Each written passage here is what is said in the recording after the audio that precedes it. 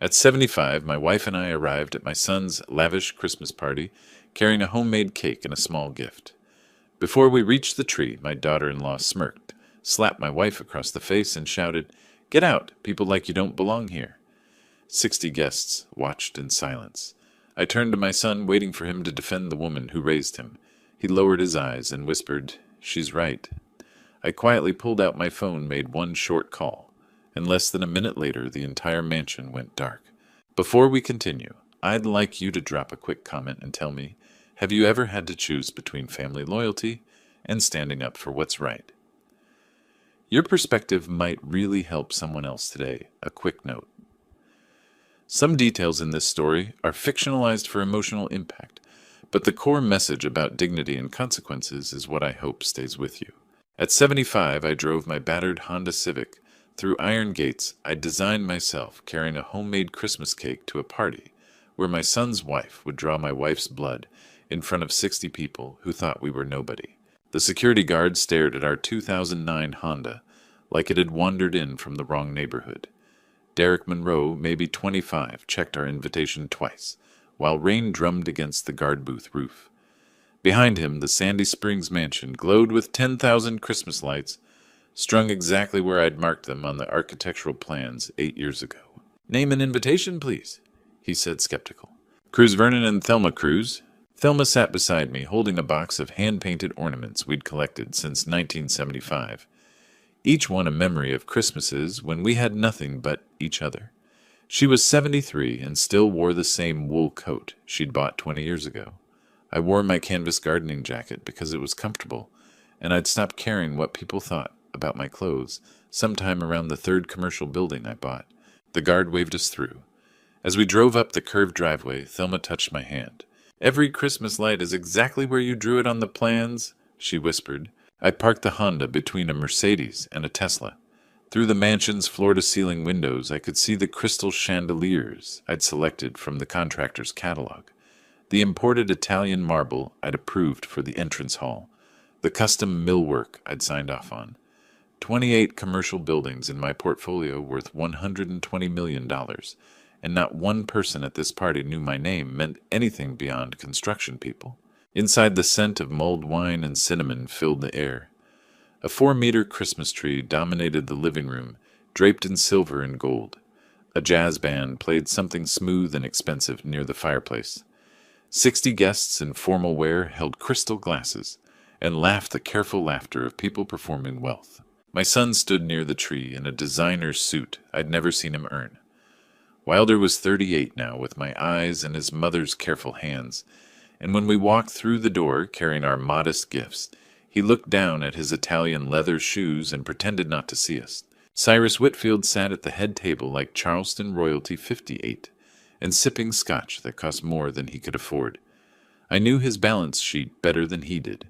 $15 million in debt leveraged against properties he'd mortgaged 3 times, over bleeding cash from a construction company he'd inherited and slowly destroyed through incompetence and pride. His wife, Faye, 55, and wearing 3 generations of family pearls, smiled thinly at guests, while her eyes skated past us like we were part of the catering staff. "Good of you to make it," Cyrus said with forced politeness. "Long drive from... where is it you live?" "Not far," I said. "I know the square footage of every room in this building." I signed the contractor invoices. I own the land beneath their feet. But I said nothing because some lessons require patience. Faye leaned toward a nearby guest, her voice pitched just loud enough to carry. "How charming. They brought something homemade." Thelma walked toward Cosima with the gentle dignity she'd carried through 50 years of marriage, through years when I worked construction 16 hours a day, through the lean times and the building times and the quiet accumulation of wealth we never advertised. She held out a small velvet box. "It's only a Christmas gift, dear," Thelma said, "to welcome you to the family. Cosima Whitfield, 34 and draped in silk that whispered money, with every movement, looked at the box, like Thelma was offering her a live rat. She held a champagne flute, like a scepter, surveying her party with the cold entitlement of someone who thought she'd married into money and didn't yet understand she'd married into debt. "People like you never learn," Cosima said loud enough for the room to hear. "Wrapping cheap gifts doesn't make you belong here." The conversations around us died like candles in wind. The jazz band trailed off mid-phrase. 60 sets of eyes turned toward my wife, this woman who'd packed my lunches, in the dark before dawn, who'd balanced our checkbook on a kitchen table while I calculated construction bids, who'd raised our son with patience I didn't possess. How many men spend Christmas Eve inside a building they own, watching their family be humiliated by people who think they're doing them a favor by letting them in? I waited for my son to step forward, to say one word, anything. Wilder gripped his champagne glass and studied his expensive shoes. Cozima's hand moved fast. The crack of diamond rings against my wife's cheekbone echoed through the silent room like a gunshot. Thelma's glasses shattered against imported marble. Blood welled from a cut on her cheek and dripped onto her wool coat. The room froze. 60 people holding their breath. The jazz saxophonist's mouth open mid-note. I looked at my son. He looked at the floor. "Get out of here," Cosima said. "You're ruining my perfect evening." I waited. Thelma's blood on the marble floor. My son's silence louder than the slap. Finally, Wilder spoke quiet, still not looking at his bleeding mother. "She's right. No matter how much money you made, you'll always be construction people." I had spent 28 years building a son. In one sentence, he proved I'd built nothing but a coward. I did not feel anger. Anger is hot and uncontrolled. What settled over me was something colder, something I had been quietly preparing for since the day 3 months ago when my private investigator first showed me the emails between Cosima and her lawyer, detailing exactly how they planned to extract my son's trust fund and disappear. I knelt on the marble floor I'd paid for and picked up every shard of Thelma's broken glasses with my bare hands. A piece cut my palm. I didn't care. I pulled the white silk handkerchief from my jacket pocket and wiped the blood from my wife's cheek with the gentleness she deserved. Then I reached into my pocket for my phone. 60 guests watched in frozen silence. My son had no idea that the quiet old man in the canvas jacket was about to dismantle his entire world. Cosima sipped her champagne, already turning back to her party, already dismissing us. I pulled up a contact I'd programmed 3 months ago, a single-name Christmas protocol. My thumb hovered over the call button. 3 words would turn this Christmas party into a crime scene. I pressed the button. I did not dial a lawyer, did not call the police, did not waste breath on threats. 3 words into my phone, and I hung up before Cosima stopped laughing. 60 guests watched me kneel on the marble floor. I picked up every shard of Thelma's shattered glasses with my bare hands. 7 fragments, each one a memory of 50 years. A piece cut my palm and blood mixed with hers on the stone, but I counted each fragment carefully and slipped them into my jacket pocket. Thelma placed her hand over mine. After 50 years, no words were needed. I wiped the blood from her cheek with my white silk handkerchief, then walked to the Christmas tree and placed our wrapped gift beneath it with the care I'd use placing flowers on a grave. Something sacred, something final. Cosima whispered to a nearby guest loud enough to carry. "Look at him, playing the victim. How pathetic." I pulled the encrypted phone from my canvas jacket. Only 2 people in the world had this number. I dialed one of them. The line clicked open. No greeting, just breathing waiting. "Execute Christmas protocol," I said. I hung up. Cosima laughed sharp and delighted. She turned to Cyrus. "Did you hear that he called himself a car? Trying to sound important with his little code words?" Cyrus smirked into his scotch. "At least they know when to leave," he said to Faye. The jazz band played another 8 bars. Someone clinked champagne. Someone laughed nervously. Then the world stopped. The saxophonist froze mid-note, the sound dying like someone unplugged reality. The piano went silent. For one perfect moment, 60 people held their breath. The 4-meter Christmas tree went dark. 10,000 lights extinguished in a single heartbeat. Every chandelier died. The mansion plunged into darkness so complete that guests gasped. Then emergency systems engaged. Harsh white LED panels flipped on throughout the ceiling, cold institutional lighting replacing warm holiday glow. It looked like a hospital. A heavy metallic clunk echoed through the stone walls, the electric gates locking shut. Someone screamed. "What's happening?" a woman demanded. "Why did everything stop?" A man held up his phone, turning in circles. "I have no signal. Does anyone have service?" Wilder's voice cut through the chaos, tight and controlled. This shouldn't be possible." I watched the staff. Chefs set down utensils mid-preparation. Bartenders flipped glasses upside down. Servers removed aprons and folded them with quiet precision. Every employee walked toward service exits without explanation, executing an evacuation they drilled twice a year for 8 years.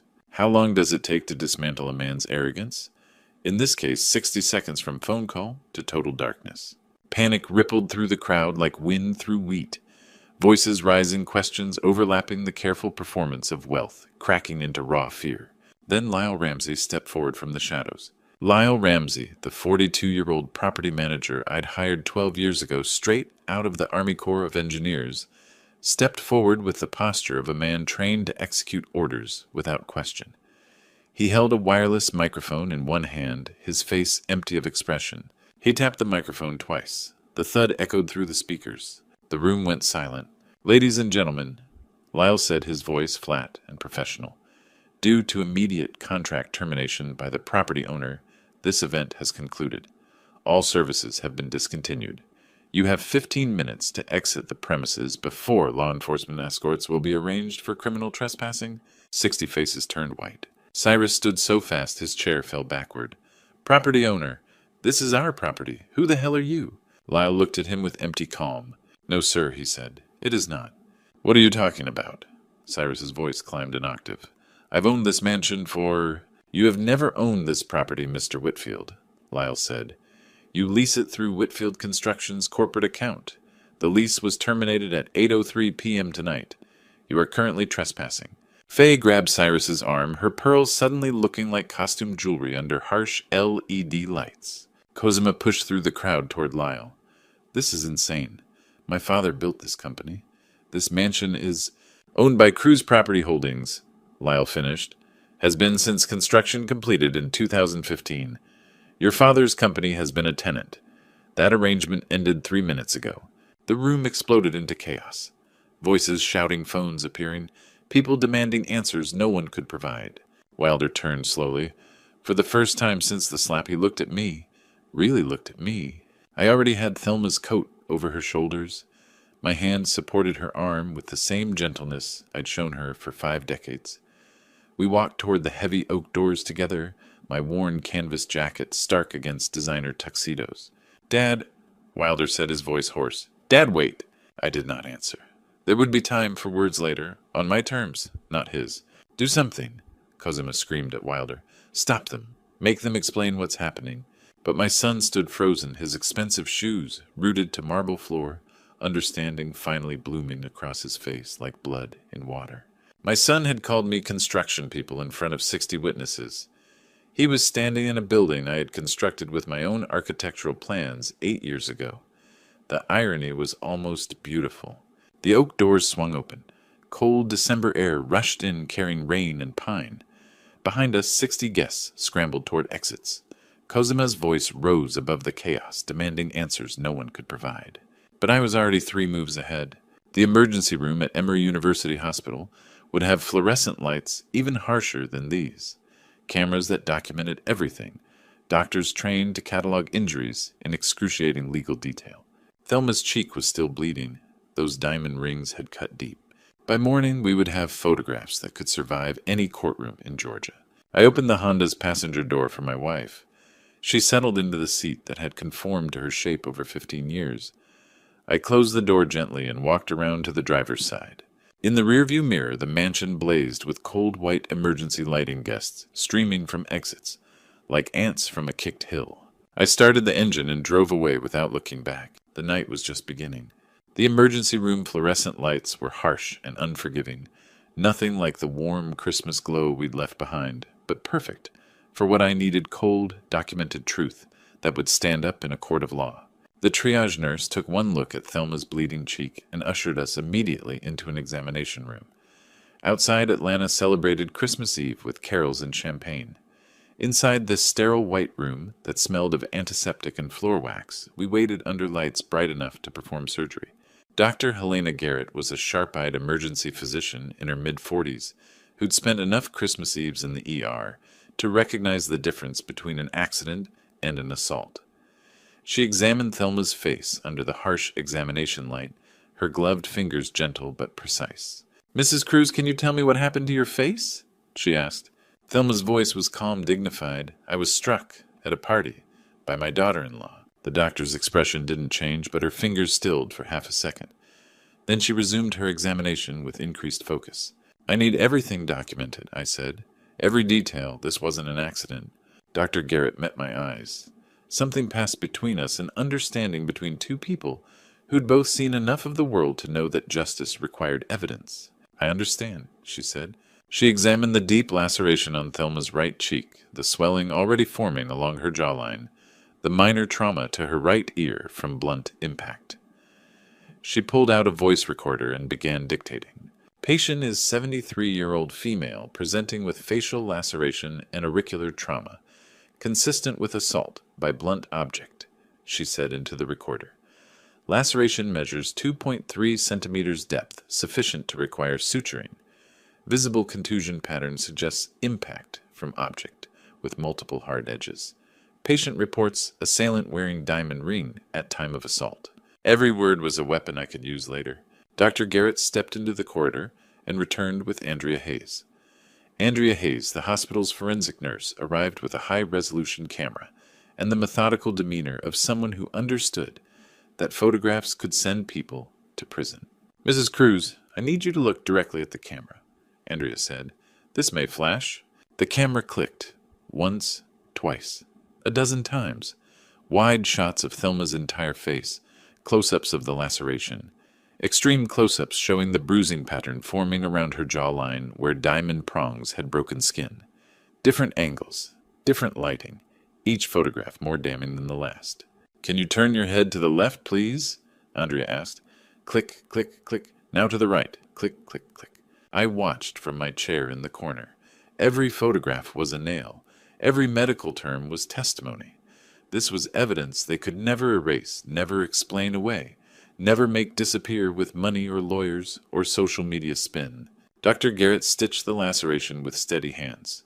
3 precise sutures. She applied antibiotic ointment and a sterile bandage, then completed her medical report on the computer mounted to the wall.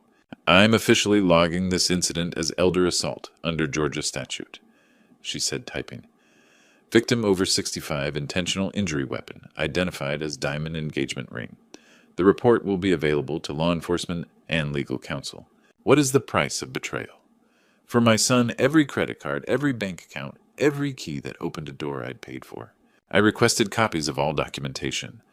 Dr. Garrett handed me a sealed envelope containing the formal medical report and a USB drive with the forensic photographs.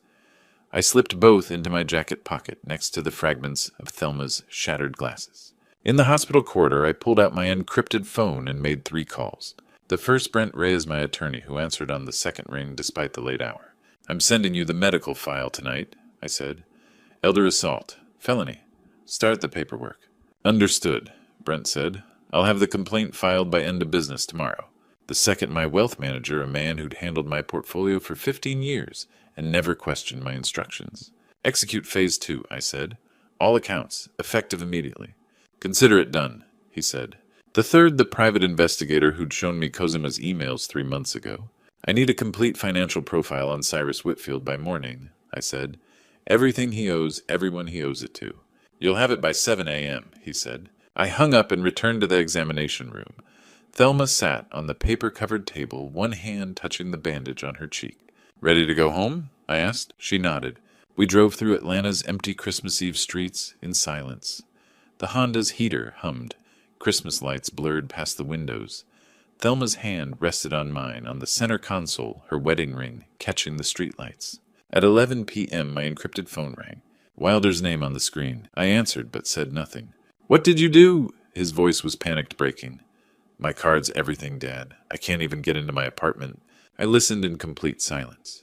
I tried to book a hotel, and my credit card was declined. He said, words tumbling over each other. My bank account shows 0. The ATM rejected my card. My key card to the penthouse doesn't work. What did you do? I let him talk. Let him scream. Let him demand and threaten and plead.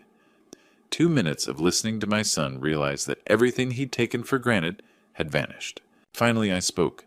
Everything you used was never yours, I said, my voice cold and final. It was a privilege. Privileges can be revoked. You can't, this is...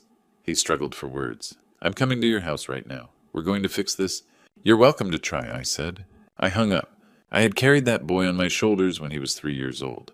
Tonight, I deleted his number from my phone with the same emotion I'd used to delete spam. My finger hovered over the block contact button for exactly 3 seconds, long enough to give my son one final chance to call back to say something that mattered, to choose his mother over his pride. The phone stayed silent. I pressed the button. Wilder's number vanished from my phone, from my life, from my legacy. Thelma squeezed my hand. It's done, I said. But even as I pulled into our driveway, I knew this was only beginning.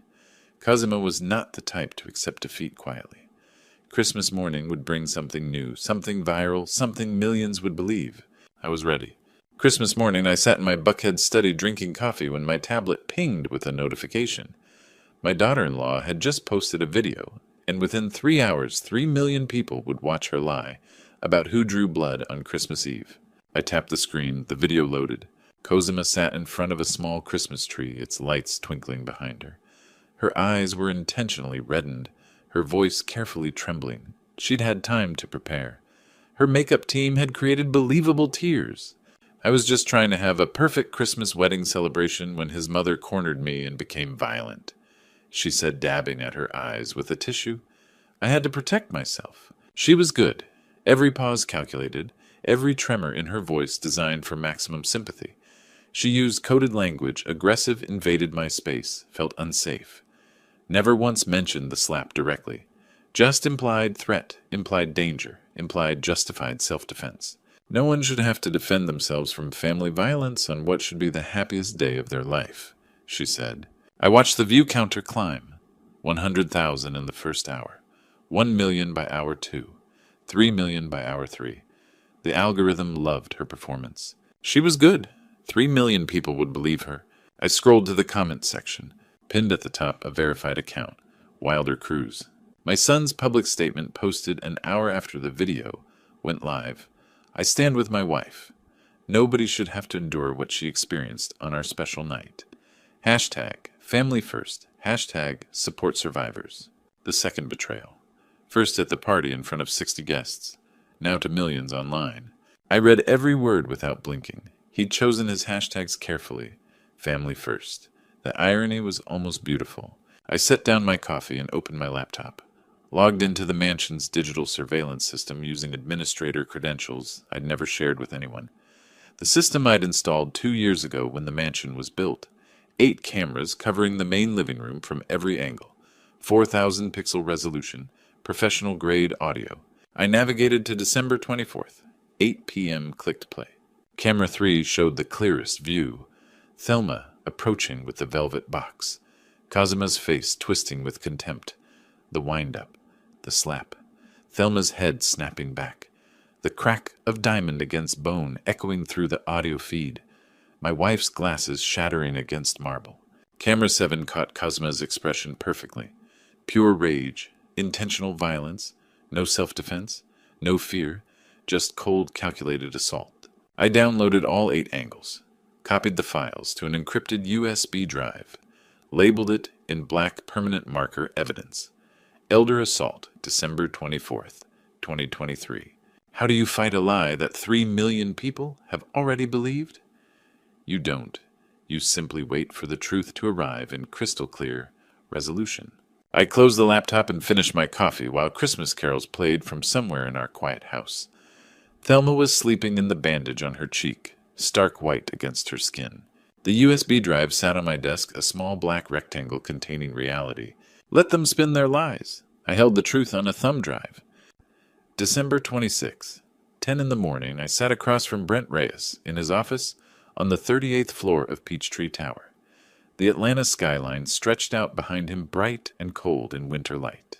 The morality clause, Brent said, sliding documents across the polished conference table, automatically triggered at exactly 8 p.m. on Christmas Eve.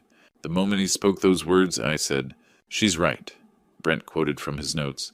The clause stipulates any heir allowing parents to be physically assaulted or publicly siding with perpetrator against parents immediately forfeits all inheritance rights. 0 exceptions. 0 grace period. No court review required. No court can override this. I asked, though I already knew the answer. No court? No judge? No appeal? Brent said, discretionary trusts exist precisely for this purpose, protecting family wealth from unworthy heirs. The trustee has absolute authority, and you are the trustee. He laid out the paperwork. I read every line. My son's name appeared 16 times. In each instance, it would be legally erased, replaced with a single phrase, beneficiary removed for cause. I signed with my fountain pen. Brent stamped the documents with his notary seal. Disinheritance effective. December 24th, 2023, 2000. It's done, he said, sliding the signed documents into a leather folder. As of Christmas Eve, he is no longer a beneficiary. He owns nothing. He controls nothing. I stood and shook his hand. Through the window behind him, I could see the city my construction work had helped build. 30 years of labor. 50 buildings. $120 million in assets. None of it would ever belong to my son. That same afternoon, in Wilder's cramped apartment across town, Cosima sat at a card table with her laptop open, attempting online banking. I know this because my investigator had been tracking their digital footprints since Christmas morning. He texted me updates every hour. 2:15 p.m. subject attempting to access checking account. Balance $0. 2:22 p.m. subject checking savings account. Balance $0.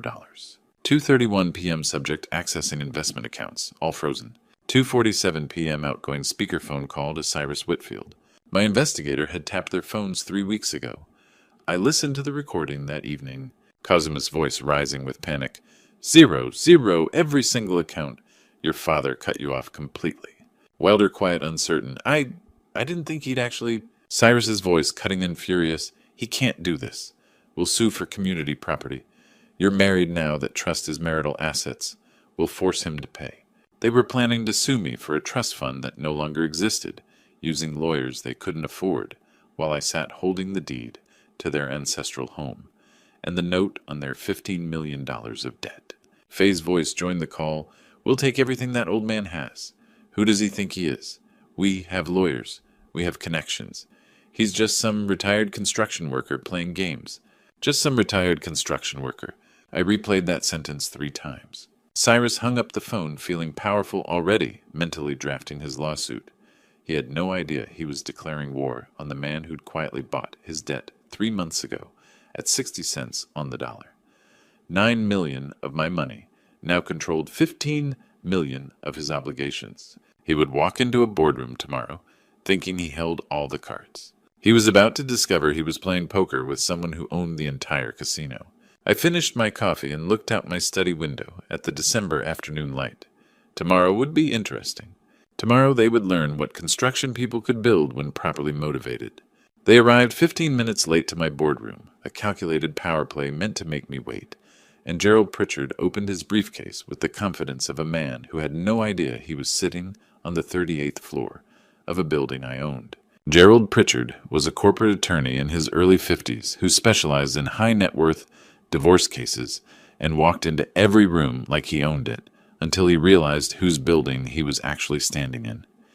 He dropped his leather briefcase on the mahogany conference table without apology and sat down across from me and Brent Reyes. Wilder sat beside Cosima, staring at the table. He hadn't met my eyes once. Gerald wasted no time. My clients are willing to settle this matter quietly, he said, pulling documents from his briefcase. Transfer $50 million from the trust to my client's account by end of business tomorrow, or we file a community property lawsuit the following morning. Cosima leaned forward, her voice dripping condescension. You can make this easy, or we can make it public. Your choice, old man. I said nothing. Brent would handle this. I simply watched my son refuse to meet my eyes.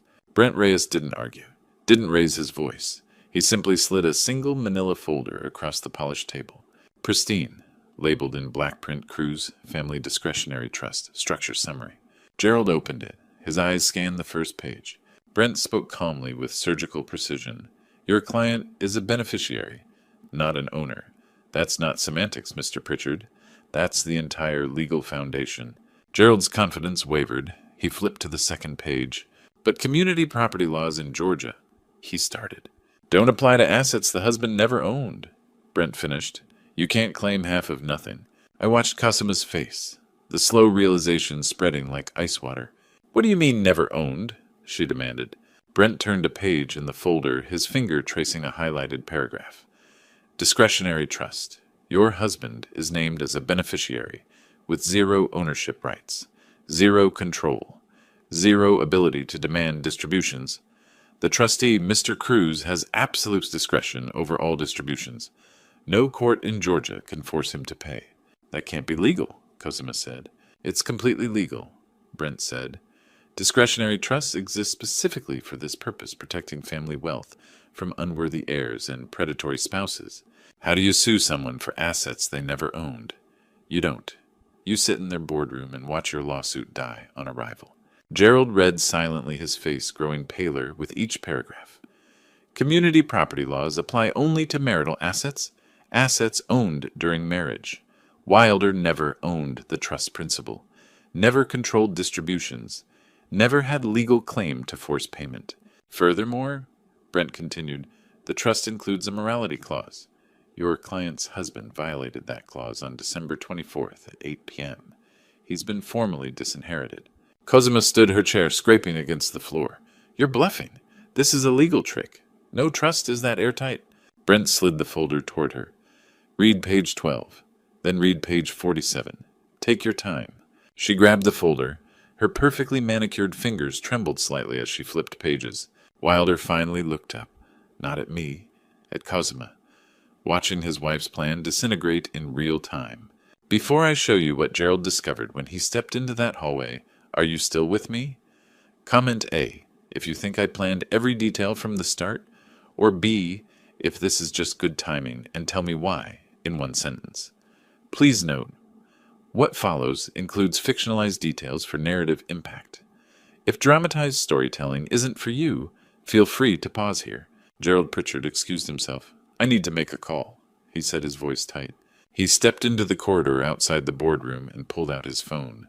I couldn't hear the conversation, but I knew exactly what was happening. My investigator had briefed me on Gerald's firm 3 days ago. Pritchard, Sterling and Associates leased their entire 22nd floor office space in this very building. The lease was with a shell company called Peachtree Holdings, LLC. Peachtree Holdings was mine. Through the glass wall, I watched Gerald's face go white. He was talking fast, gesturing with his free hand, checking something on his phone. His shoulders slumped.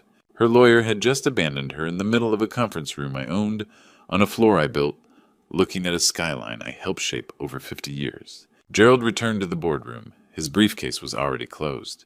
Mrs. Whitfield, he said, not looking at her, I must withdraw as your counsel effective immediately. A conflict of interest has been identified. I cannot continue representation. Cosima's head snapped up. What, you can't just... We're in the middle of Gerald. My firm will refund your retainer, he said, his voice professionally empty. Good day. He walked out without another word. The boardroom door clicked shut behind him. Silence. Cosima stood frozen, staring at the closed door. Wilder sat motionless, his hands flat on the table. Brent organized his documents with calm efficiency, sliding them back into his leather portfolio. I stood and walked to the floor-to-ceiling windows. Atlanta stretched below bright and cold in December light. 38 floors down the city moved without knowing we existed up here. What just happened? Cosima whispered. I didn't answer. She was finally beginning to understand.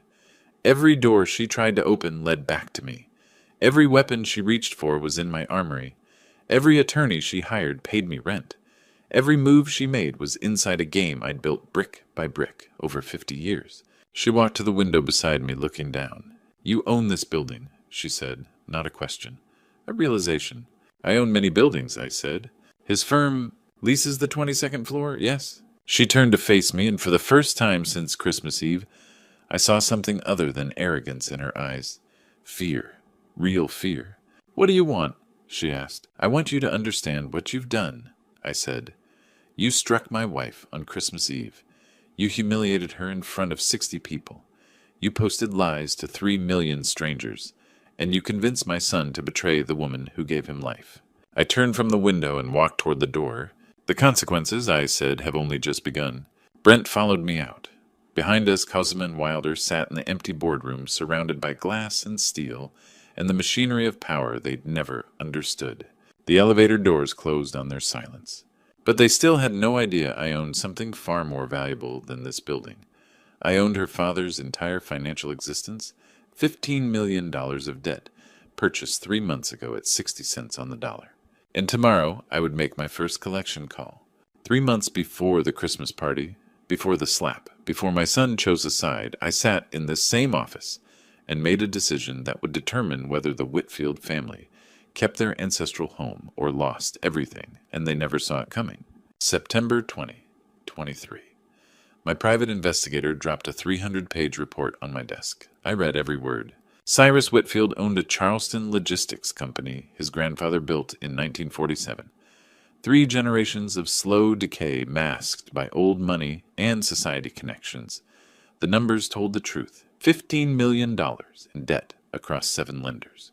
Toxic short-term loans at punishing rates. Negative cash flow for 8 consecutive months. The company was a corpse propped up by desperate refinancing. I saw an opportunity. Toxic debt makes banks nervous, especially when quarterly reports approach and shareholders ask uncomfortable questions. Banks would rather sell bad debt at a loss than keep it festering on their balance sheets. I called my wealth manager. Set up a Delaware fund, I said, anonymous. Buy every dollar of Whitfield debt you can find, quietly. Acquisition strategy, he asked. Offer 60 cents on the dollar. They'll take it. Over 6 weeks in October and November, my wealth manager contacted 7 banks. Every single one was eager to unload Whitfield's toxic loans. $9 million of my money bought $15 million in enforceable debt. By Thanksgiving, I was Cyrus Whitfield's only creditor. He was making interest payments to a Delaware fund he'd never heard of, never imagining that the construction worker whose son married his daughter now controlled his financial existence. I didn't do this because of the Christmas party. I did this because my investigators showed me August emails, where Cyrus called my son a meal ticket, and Cosima detailed their extraction timeline. I read their plan and decided to build a better one. What's the difference between revenge and preparation? 3 months. I bought his debt before he insulted me, which meant I knew exactly who he was before he showed me. December 27th, 2023, 2:30 in the afternoon. I sat in my office with loan documents spread across my desk. Every contract contains standard acceleration clauses if the company breaches financial health covenants. The entire debt becomes immediately due, all $15 million, payable within 48 hours. Cyrus's company had breached those covenants in December. 3 consecutive months of negative cash flow. Public record, undeniable. I had the legal right to call the entire debt due immediately. I picked up my encrypted phone and dialed. The number showed as Delaware Fund Partners. Corporate line, anonymous, professional. He answered on the 3rd ring. Cyrus Whitfield, he said, his voice carrying that aristocratic Charleston drawl. Mr. Whitfield. I said voice, neutral, and professional. This is Delaware Fund Partners. I'm calling regarding your outstanding corporate obligations. I don't know any. We acquired your debt portfolio from 7 lending institutions over the past 3 months, I said. Your loan covenants have been breached per the December financial statements. Negative cash flow for 3 consecutive months constitutes material breach under Section 7 of your loan agreements. Silence, papers rustling. What are you talking about? He said. I make my payments on time. This is per contract Section 7. I continued, we are exercising our right to demand immediate payment of the full outstanding principal. $15 million. Payment due within 48 hours. He exploded. This is extortion, he screamed. I know the governor. I'll sue you into oblivion. You can't just call a loan because the contracts you signed say we can, I said calmly. I suggest you review Section 7. This is illegal. I'll have your fund investigated. I let him scream. Let him threaten. Let him invoke every connection, every powerful friend, every legal threat he could imagine. He'd called me a retired construction worker. He was right. I'd retired from pouring concrete and started pouring money into buying the mortgages of men who thought I was beneath them. When he finally ran out of breath, I waited 10 seconds in perfect silence. Are you finished? I asked. More heavy breathing. Then I broke the professional facade. Do you remember what you said to your son-in-law at the Christmas party? I asked. The words you used. The breathing stopped. Complete silence. 10 seconds, 15, 20. That voice, he whispered. You. How is this possible? Because while you were busy pretending to be powerful, I said I was busy buying your debt, all of it. Every dollar you owe belongs to me now, and per the contracts you signed, I'm calling it due. Vernon, he said, his voice dropping to fear. We can work this out. Family, we're family now. Family, I repeated. You watched your daughter strike my wife and draw blood. You sat there drinking scotch you couldn't afford and did nothing. We're not family, Mr. Whitfield. We're creditor and debtor. Please, he said. 15 million in 48 hours is impossible. Not my problem, I said. 48 hours, Mr. Whitfield, not 49. I hung up. I set my phone on the desk and opened the timer application. Set it for 48 hours. Press start. 48 0000 47 59 59 47 59 58. The numbers ticked down with mechanical precision. Somewhere in Charleston, Cyrus was running to his bank, calling lawyers, begging society friends for emergency loans, selling assets, burning every relationship he had to raise $15 million in 2 days. The clock didn't care. He had no idea I also owned the mortgage guarantor position on his ancestral mansion. That particular leverage I'd saved for when the 48 hours expired and he came up short. Because he would come up short. Men like Cyrus Whitfield had networks, not resources. They had names, not assets. They had connections built on the assumption that old money meant real money. I'd spent 3 months proving that assumption wrong. 47 hours and 58 minutes until he learned what bankruptcy felt like. I closed my office door and poured myself a glass of water. Outside my window, December afternoon, light slanted across the Buckhead skyline. Somewhere in that city, my son sat in a cramped apartment with no money, finally understanding what it meant to lose everything. And somewhere in Charleston, his father-in-law was about to learn the same lesson. The timer ticked down. I had time to wait. 48 hours after I made the call, at exactly 4 o'clock on December 29th, the countdown timer on my phone reached 0, and $15 million became immediately due from a man who couldn't raise $15,000. I'd watched the scramble from a distance. My investigator sent updates every 6 hours. December 27th, 6 p.m., Cyrus called his country club friends. 7 calls, 7 voicemails, no callbacks. December 28th, 9 a.m., Nathan Sterling, the 52-year-old CFO of Whitfield Logistics, who'd spent 30 years managing the company's finances, tried scheduling emergency meetings with Charleston banks. 7 institutions. All declined before reviewing financials. Word had spread through the tight elite circle Cyrus Whitfield was in default. Nobody touches toxic debt. December 28th, 3 p.m., Cyrus sat in an empty conference room making desperate calls. My investigator recorded one through tapped office phone. "Robert, we've known each other 30 years," Cyrus said, his voice stretched thin. "I just need a bridge loan." "Robert, hello." Dial tone. Faye sat across from him, watching her husband's network evaporate. Every phone went to voicemail. Every lunch invitation got declined. The Charleston Society that had celebrated them for decades sealed, shut the moment money problems became public. December 29th, 11 a.m. Nathan Sterling stood in Cyrus's office with a spreadsheet showing 7 rejected loan applications.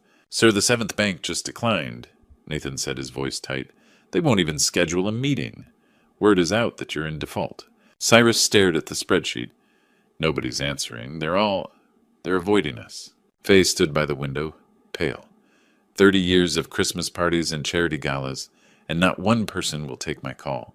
December 29th, 4 p.m. My phone timer reached 0. I picked up my encrypted line and called my wealth manager. "Execute the freeze," I said. "All accounts."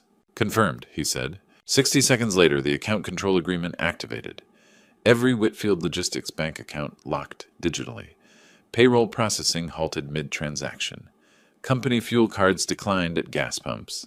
The accounting system showed $0 available balance across all accounts. Nathan Sterling called Cyrus at 4:02 p.m. panicked. "The account's just locked," he said. "Every single one. I can't access payroll, can't pay vendors. Can't, sir. We're frozen." Cyrus stared at his computer screen showing 0 balance. "He did it," he whispered. "That bastard actually did it." Trucks parked. The warehouse closed. Staff were sent home without Friday's paycheck. How long does it take to erase a family legacy? In their case, 48 hours from phone call to homeless. At 5 o'clock, Brent Reyes made the second call. I listened on speaker as it connected. "Mr. Whitfield, this is Brent Reyes," he said businesslike. "I'm calling regarding the 2021 mortgage guarantor agreement on your Charleston property." Silence on the other end, then Cyrus's voice careful. "What mortgage guarantor?" That was Wait.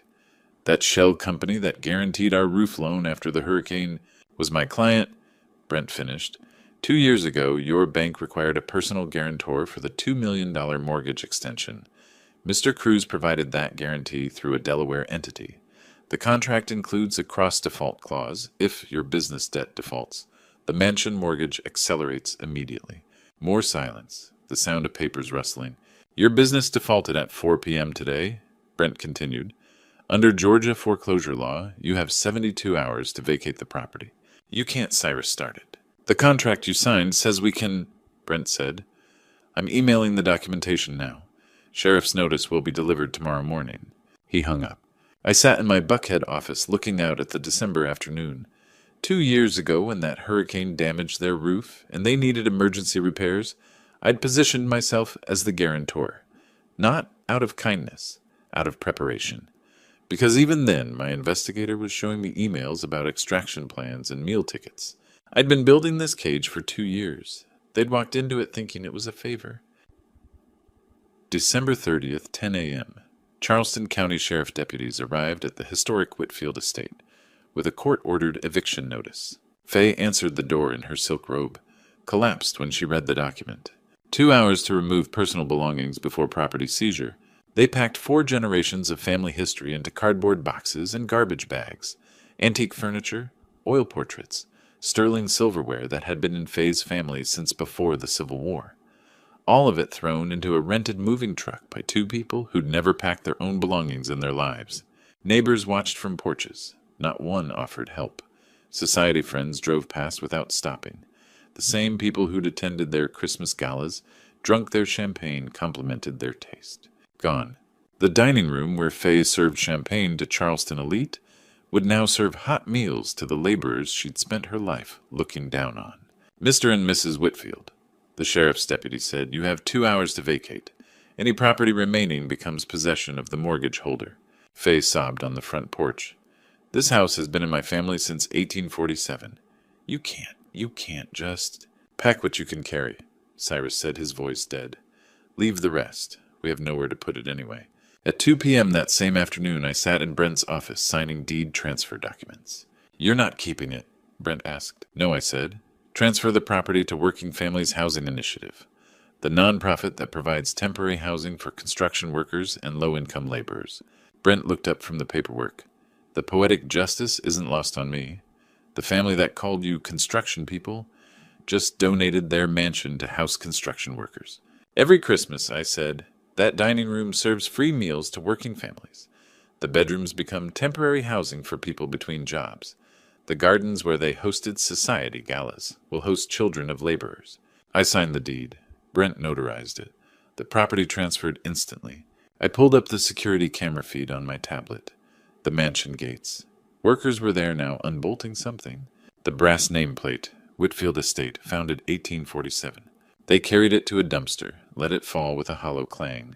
The new sign went up, "Working Families Housing Initiative, all welcome." A rented moving truck drove past. I zoomed in on the driver. Cyrus Whitfield, face gray, eyes straight ahead. He saw the workers, saw the nameplate in the dumpster, saw his family name disappearing into trash. He kept driving. Homeless, bankrupt, erased from Charleston society in 72 hours. But while her parents were being deleted from history, Cosima was about to face something worse than eviction. She was about to sit in an interrogation room with detectives who'd just watched 8 angles of 4K video evidence and knew exactly what felony elder assault looked like. While her father watched his family nameplate disappear into a dumpster, Cosima sat in a Fulton County Police interrogation room, still believing money could make problems disappear. I watched through one-way glass as Detective Marcus Ramirez, a calm 18-year veteran, slid a thick folder across the metal table. I had personally delivered it at 7 that morning. Cosima, dressed for brunch in a designer coat with an expensive leather handbag, treated the detective with barely concealed condescension. "Mrs. Whitfield, Detective Ramirez began, "Can you tell me what happened at the Christmas party on December 24th? Cosima gave a sweet rehearsed performance.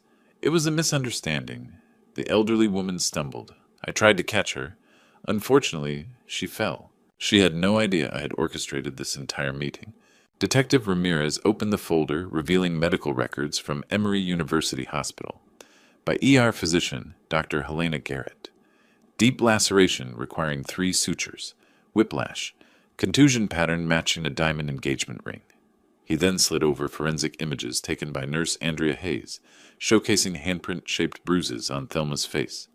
The medical report classifies this as elder assault, under Georgia Statute OCGA, Section 16-5-100. That's a Class C felony. "I told you she stumbled." "We also have surveillance footage," the detective interrupted. 8 camera angles, 4,000 pixel resolution. Cosima froze. I had spent $240,000 on that professional security system. Every move she made was perfectly preserved. "I want my lawyer," she demanded. 20 minutes later, Vanessa Holbrook, a sharp defense specialist, arrived. She confidently demanded to review the evidence. Detective Ramirez pulled up the footage on a wall monitor.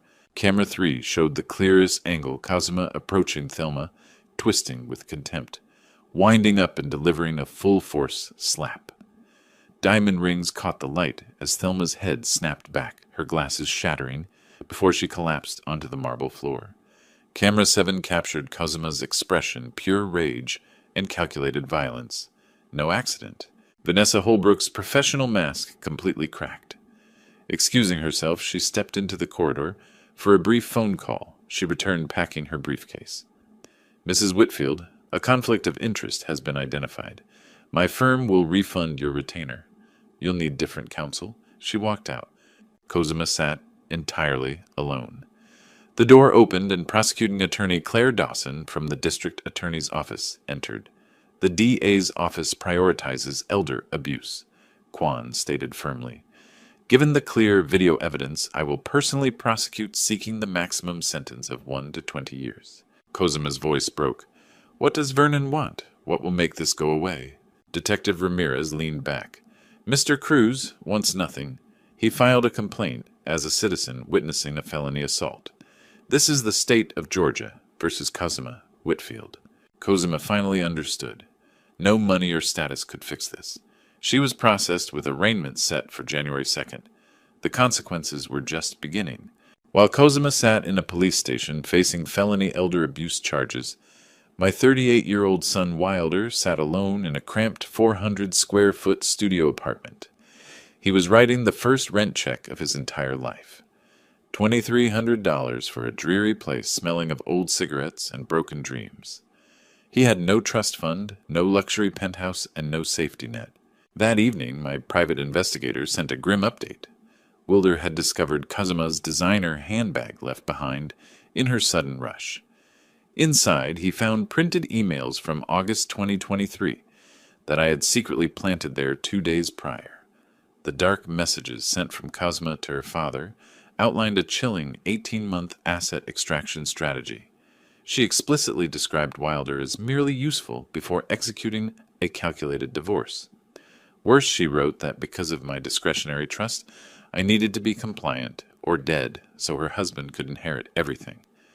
The investigator confirmed Wilder sat frozen at his table, reading the brutal betrayal repeatedly. The next day was New Year's Eve. I spent the quiet morning with Thelma, watching her 3 facial stitches heal in deep, careful silence. At 11:30 that night, our gate security alert sharply pinged. Through the torrential winter rain, I watched a beat-up sedan pull up to our heavy front gates. Wilder stepped out without a coat or umbrella, becoming instantly soaked. At 15 minutes to midnight, he pressed the intercom. His voice sounded hoarse and completely exhausted. "I know you're watching," he said. "I'm not here for money. I just needed you to know I read her emails. I know what I did. I'm sorry, Dad. Sorry, Mom." Thelma gripped my trembling shoulder tightly. I pressed the button, my voice cold, calm, and absolute. "The day you chose her pride over your mother's blood, you stopped being my son. Walk away. Build something real with your own hands. Maybe one day you'll be worthy of the name I gave you." Wilder slumped, but did not argue. The gate stays firmly closed, I added with total finality. Don't come back until you've built something genuinely worth showing me. Wilder nodded slowly, returned to his car, and drove off. Exactly at midnight, fireworks loudly erupted across the beautiful Atlanta skyline, welcoming the year 2024. My isolated son drove alone into the dark storm, stripped of his family wealth and home carrying only the crushing weight of his terrible choices. Thelma softly broke the heavy silence. Will he ever come back?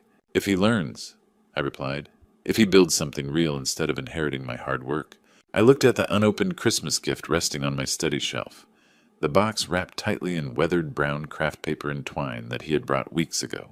Then maybe one day I'll open that gift, I said. Maybe he'll earn the right to give it again himself. But that night he drove into the darkness alone.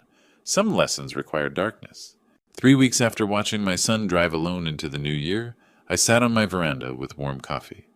Magnolia blooms release sweet fragrance into the January morning, the first truly peaceful moment since Christmas Eve. Thelma sat beside me, the bandage finally removed from her cheek. 3 small permanent scars remained, a reminder that some injuries heal but never fully disappear. The magnolias were early pink and white blossoms against blue sky. Magnolias are early this year, Thelma said. Everything feels early, I replied, like the world's rushing forward without permission. Maybe that's good, she said. Clean slate? Cozima's trial was scheduled for February. Cyrus and Faye had filed for bankruptcy, living in an expensive North Charleston rental. The mansion I'd donated to the Working Families Housing Initiative now housed 3 construction families. But this morning the world felt clean. There's an envelope on the hall table, Thelma said. No return address. I retrieved the plain white envelope bearing an Atlanta postmark. I recognized the careful handwriting immediately. My son's. First contact in 3 weeks. I returned to the veranda and opened it. A brief handwritten note read, I found a job. Construction. Framing crew in Marietta.